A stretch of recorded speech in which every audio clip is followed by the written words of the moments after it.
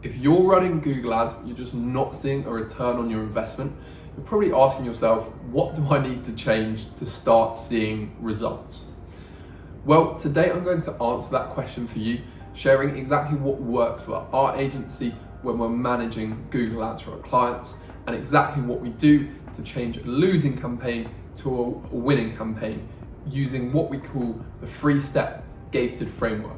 And I'm going to explain exactly how you can implement this for your business right now. So let's jump straight into it. So you're probably asking yourself, what does the 3-gate framework actually mean? Well, for Google Ads search campaigns, it's a really simple concept that is a great way to visualize what we're trying to achieve. So with a gate, we want to take in the right people and keep out the wrong people. For your business, the right people are going to be people who are interested in your service, they come to your website and they're highly likely to convert and become a qualified lead. The wrong people are those who aren't really looking for exactly what you do, they're maybe just browsing around and they're going to end up clicking on your ad without converting and waste your ad spend. So the 3-gate framework looks a little bit like this. It's as if there's 3 gates. The first is your ad. Either they see your ad and they click on it, but are they the right people or not? That's the first question we want to ask. Again, with the landing page, you've got these people on the site now. It's about persuading your ideal potential buyer to submit their details. And the final step of that is a lead form, which is your chance to qualify people further who've got to that stage. So let's start with the actual ad itself. So there are 2 elements to the actual ad. There's obviously your ad copy and there's also your keywords. So let's start with our keywords. And if at this stage you're obviously running a campaign, you're thinking, why aren't things working? This is where you need to start. So start with your keywords. Ask yourself, are my keywords very specific in terms of the service or offer I have? Are the keywords also the highest intent keywords? So you'll have different levels of intent in your keywords. So if someone's searching, for example, home prices near me, they're more looking to browse in that initial stage. They're going to be lower intent. These keywords will typically be cheaper, but also that person, if they come to your site and you're selling homes, they're just much less likely to convert. Going up to the next level, homes near me. Yes, they could be interested, but maybe they're not quite ready to buy at that point. So then an even higher intent keyword is homes for sale near me, which shows that someone's looking to buy. Then we can get even more specific in terms of being a high intent keyword, being specific, and these keywords are going to be a bit more expensive, and that is something like 2-bed new builds for sale. So that person has a lot more intent. They're looking for something specific. So if you have a landing page that is offering 2-bed new builds, then it's going to be perfect for them and they're much more likely to convert rather than someone searching something more generic. So ask yourself and apply this to your industry. Is what I'm offering very specific? Is it high intent? Is it set up in a way that when someone comes through, they're most likely to convert? Another example might be plumbers. If someone's searching for plumbers near me, then they could be more in the browsing stage. If they were searching for plumbing quote, that means they're ready to go ahead and potentially work with your business. So it's just thinking about, depending on the context for your industry and your business, are the keywords very specific? Are they in high intent? So review what you've got at the moment and ask yourself that. The next stage is your ad copy. So in your ad copy, you want to do 3 things. The first is call out your ideal prospects, ideal audience. You also want to disqualify people who you don't want coming to your site and stand out from your competition at the same time. So this is an example of a description, something like 2-bed Oxford new builds, perfect for downsizers. So you're making it very specific so someone knows what they're seeing when they click on this ad. So that's going to lead to people coming through who are better qualified and are a better fit. We've also called out the audience and the ideal audience who we would like to come through in this ad. We got the price as well.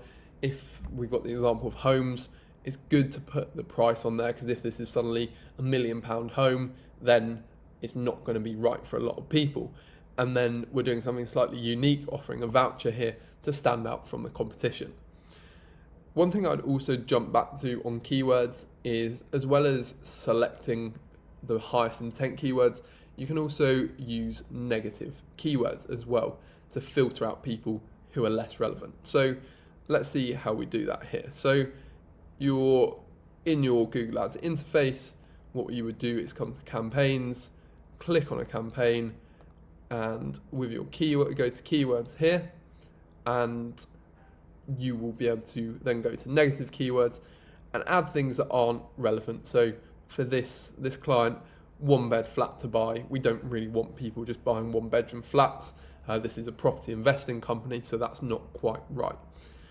Another thing to check as well, if your campaign's already been set up and you're not seeing the returns, is go to your search terms report here, and this will show where your ad budget is being used. Even if you're putting in exact match keywords, your ads can show up on related terms that Google deems to be related. And the thing is, Google more and more are, I guess, widening the scope. So you might put in something like student accommodation for sale, and Google can then match to 1-bed studio apartment for sale, because it's seeing the intent behind the search. And if that person has searched for investment properties, it can kind of match it up. So the search terms report is really useful to be able to optimize your campaign. So you'll see exactly what's coming here. So this is for student accommodation, and one of them, just cheap houses for sale, is something that's not super relevant. We don't want to bid for that. So you would then click on that keyword and then add as a negative keyword. So that's something to be aware of. So that's the first gate, and we want to make sure our keywords are very specific, they're high intent as well, and also that our ad copy calls out your ideal audience, it disqualifies prospects, to ensure that all our ad spend is being used to bring the right people to your site. People are going to convert and become customers for your business. So gate 1 completed. Okay, so we got through gate number 1. Someone's clicked on your ad and they've now arrived at your landing page. So what do we need to think about with a landing page if we're happy with the traffic, but we're still not seeing inquiries coming through our lead form?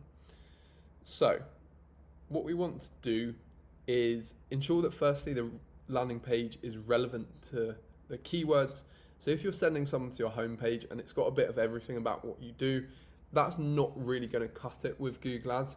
You want to set up custom landing pages. So if you've got a few different keyword themes you're running for different services you offer, then you would then want free landing pages that covers exactly what you do. So the experience you want your customers to have is they search for one of your services, they click on the ad, and then your ad answers everything they need to know and persuades them to take action. It's important as well with your landing pages to really consider the buying stage and what level of awareness they are. We mentioned about lower and higher intent keywords. If it's super high intent keywords, then we can cater for that and also appreciate how aware they are of your service, what your offer is. If it's something they're not so aware of, then you need to lay that out a bit clearer on the landing page. So for example, I worked with a rental search service company, and although people were looking for the outcome that they offer, which is securing their rental, they just hadn't really heard of that search service. So that was a challenge with that campaign, and it's important you consider the buying stage and awareness on your landing page if you haven't already. It's something that is worth thinking about if you're not seeing the results you'd like.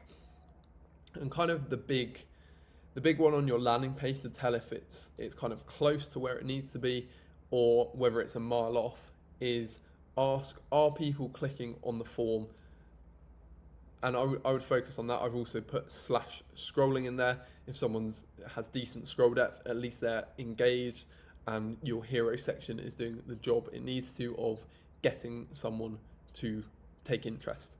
But the main one you want to focus in on is ask, are people clicking on the actual form? So what I mean by that is you'll have a form submission to capture leads on your landing page or website. If people are clicking that and engaging with that, then it's a really positive sign in that it shows that your landing page is doing a good job of resonating with your audience. But it's really important you actually track this.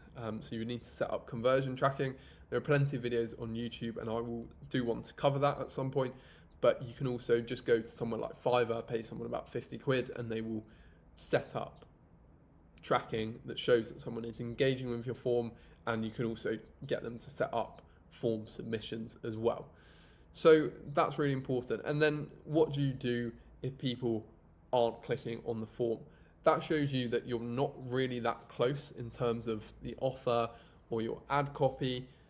It just kind of shows that both of them are kind of off and they're not really engaging with your audience. At this point, it's about testing and iterating on what you have. So the thing that will typically have the biggest impact is your hero section at the top of the page. So I would start by testing what your main headline and sub-headline are. They're going to really move the needle in terms of what you're offering. And I would also consider, in terms of your call to action, quite a lot of businesses will have the call to action of book a consultation or inquire now, for example. But what you really want to do is kind of think about outside the box and what can you actually offer that's already part of your sales process that sets you apart and ensures that it just doesn't sound like another sales call, because people are always kind of averse to jumping on a sales call. Again, if there's anything you can offer of value that you already have set up or could quite easily build, then you can kind of offer that as a lead magnet, and it's going to give people more of an incentive to submit their details. And if people are clicking on the form, then it's a good sign. It's more a case of doing the things I just mentioned, but you can make a few smaller tweaks, providing a slightly stronger offer, any sort of risk reversals, making them trust you really. So providing social proof. I've got a full landing page video on my channel. So take a look at that, because that will get more into how you can optimize your landing page and what needs to be on that. Cool. So say we're now getting people clicking on the form itself. We then go to the lead form. So either submissions are coming through. That's great. You've kind of done the hard part at this point. If they are as well, if you've got a decent volume of leads and there's sort of enough leads for you, and maybe the quality is not quite there, then it's a case of maybe adding a few more qualifying questions to ensure that those people who are coming through are qualified leads and they're going to convert into sales at the end of the day. And the alternative is no. So you're still not getting any form submissions coming through.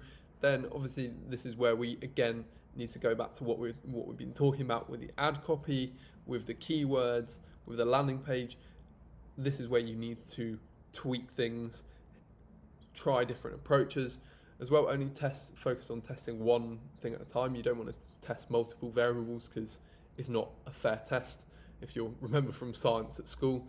Another thing that might be worth doing if you're still getting people clicking onto your form but you're not getting submissions, just see if you can simplify it. So remove a few of the fields on there or frame it in a different light. That's something that can work quite well. I've seen campaigns go from 0 conversions to 4 or 5 conversions a day, depending on their budget, just because how the form is framed is different. So something like a question, framing your form submission as a questionnaire, so we can provide tailored advice to your business, then that's a really nice way of doing it. To think about how you can actually simplify the form or change the call to action of the form. So that's an overview. And this should really simplify in terms of what you need to do. So that's a look at the overall process. So ideally at this point, we're going to start seeing some leads coming through, which is what we want. So focusing on it, on this gate framework, start with your ad, then move on to your landing page, ensure you've got tracking of form starts, and then optimize the lead form as well.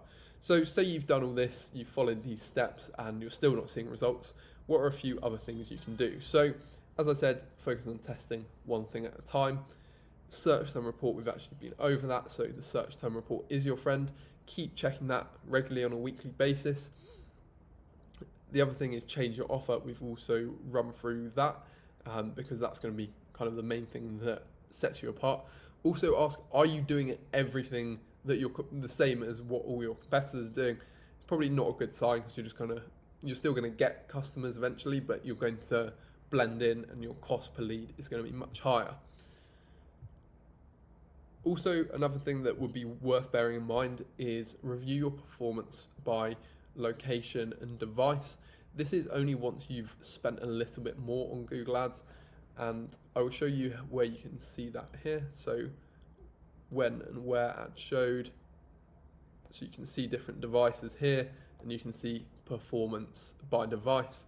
And if you're seeing a much higher cost per conversion, slightly higher on tablets in this case, but nothing completely unreasonable, then you can apply a bid adjustment of decrease by 100%, and you would save that, and that would mean that it doesn't show on tablets. So that's one thing you can look at. Also, you've got other things like when ads showed, look at your times of day, where ads showed, and you can do the same in terms of making that minus 100% bid adjustment. So locations is also down here. And then what you can do is we're just targeting the UK, but I can narrow by county, for example, and monitor that by county. If there's a lot of ad spend in one place, but not too many conversions, then we can look to exclude that and just focus more on where is working. But what I'm hoping with this guide is it's kind of an overview of how you can improve your campaigns without becoming sort of a media buyer and getting too much into the technicalities of Google Ads. Is a big and complex platform, so we ideally don't want to be doing that and just focus on really these fundamentals, and I wanted to simplify it by explaining it as this gated framework. The final step is, one thing I would do is screenshot performance and put it into ChatGPT, so you can screenshot everything, so your overall reports, your keyword reports, your location reports, audience reports, device reports, just overall conversion data, if you've got that set up. And what you would do is give ChatGPT the context. So I'm in this industry, I've been running Google Ads for this long, I've spent this much, but I'm really struggling with X, Y, and Z. And ChatGPT will put together a pretty decent response. Also as well, you want to give ChatGPT what your goals are, what you want to achieve, kind of share that, yeah, I'm a bit lost. And then you could set the context to ChatGPT of, imagine you're a 10-year expert in Google Ads, you've been in PPC your whole life, what would you advise us to do in this situation? And take everything ChatGPT says with a pinch of salt, but it's something we often do in terms of our process, because it just adds a new dimension to something we might not have considered and a different angle. You can also chuck your landing page in there, just screenshot it, or often you can just put in the URL as well and Google can scan that page.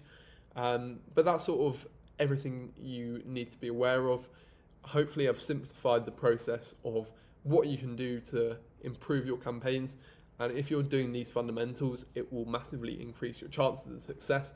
And be patient as well. Google Ads is an incredible channel to be able to grow your business, but it's not an instant fix. There's a certain amount of testing that needs to go into it. You're going to need to lose money in most cases at the start, at least in the first few weeks. So don't panic, keep going and apply everything I mentioned. Drop any comments below. I've also put my LinkedIn below, so feel free to connect and send me a message if you need any help. or I'll put my website below as well. So if you'd like to book in a call and learn more about how you can improve your campaigns, I will actually take a look at them as well and see if there's anything we can advise on. But otherwise, hope that was useful, and see you on the next one.